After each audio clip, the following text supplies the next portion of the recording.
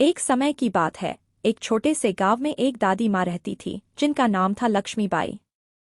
लक्ष्मीबाई को गांव के सभी लोग बहुत प्यार करते थे क्योंकि वह सभी की मदद करती थी और हमेशा खुश रहती थी।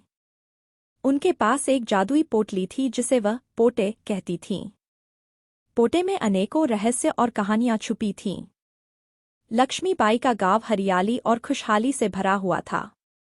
हर शाम जब सूरज ढलता था, गांव के बच्चे दादी के घर के आंगन में जमा हो जाते थे और दादी अपनी पोटली खोलकर एक नई कहानी सुनाती थीं। बच्चे बहुत उत्सुक रहते थे कि आज पोटे से कौन सी कहानी निकलेगी।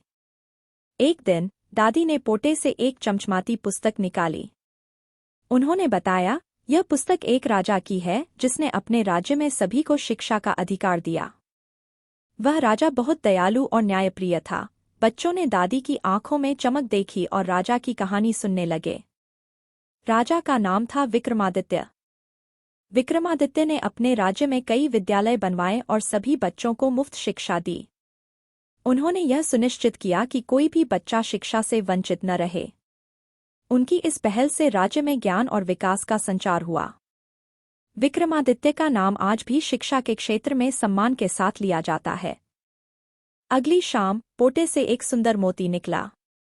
दादी ने मुस्कुराते हुए कहा, यह मोती एक मछुआरे की कहानी का है। उस मछुआरे ने अपनी मेहनत और ईमानदारी से एक राजा का दिल जीत लिया। बच्चों ने ध्यानपूर्वक सुनना शुरू किया। मछुआरे का नाम रामू था। वह बहुत गरीब था लेकिन उसका दिल सोने जैसा था। एक दिन रामू को एक जादुई मछली मिली जिसने उसकी सारी मुश्किलें हल कर दीं।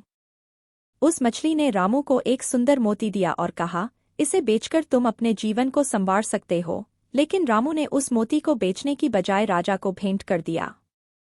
राजा उसकी ईमानदारी से प्रभावित हुआ और उसे अपने दरबार में ऊंचा स्थान दिया। तीसरे दिन पोटे से एक सोने की चिड़िया निकली। दादी ने बच्चों से कहा, यह चिड़िया एक जादुई जंगल की है। उस जंगल में एक परी रहती थी जो सभी को खुशियां देती थी। बच्चों की आंखें चमक उठीं और वे ध्यान से सुनने लगे। उस जंगल का नाम था आनंदवन। वहां की परी का नाम था चंपा। चंपा परी हर रोज गांव के बच्चों को उपहार देती और उनकी इच्छाएं पूरी करती। एक दिन एक बुरे जादूगर ने उस जंगल पर कब्जा करने की कोशिश की लेकिन चंपा परी ने अपनी चतुराई से उसे हरा दिया और जंगल को बचा लिया। इसके बाद आनंदवन में हमेशा खुशियां और समृद्धि बनी रही। दादी की कहानियां सिर्फ मनोरंजन के लिए नहीं थीं। हर कहानी के पीछे एक गहरा संदेश छुपा होता था। लक्ष्मीबाई ने बच्चों को सिखाया कि मेहनत, ईमानदारी और अच्छाई हमेशा जीतती है। पोटे की कहानियां सुन सुनकर बच्चे भी यही गुण अपने जीवन में अपनाने लगे। लक्ष्मीबाई और उनका पोटा पूरे गांव के लिए प्रेरणा का स्रोत बन गए। उनकी कहानियां बच्चों को न सिर्फ मनोरंजन देती थीं, बल्कि उन्हें जीवन के महत्वपूर्ण पाठ भी सिखाती थीं। पोटे की हर कहानी में एक नया रंग, एक नई सीख और एक नई खुशी छुपी होती थी। इस तरह दादी लक्ष्मीबाई और उनके पोटे की कहानियां सुनते सुनते बच्चों का बचपन आनंदमय और ज्ञानमय हो गया। लक्ष्मीबाई का नाम हमेशा गांव में आदर और प्रेम के साथ लिया जाता रहा और पोटे की कहानियां पीढ़ी दर पीढ़ी सुनाई जाती रहीं।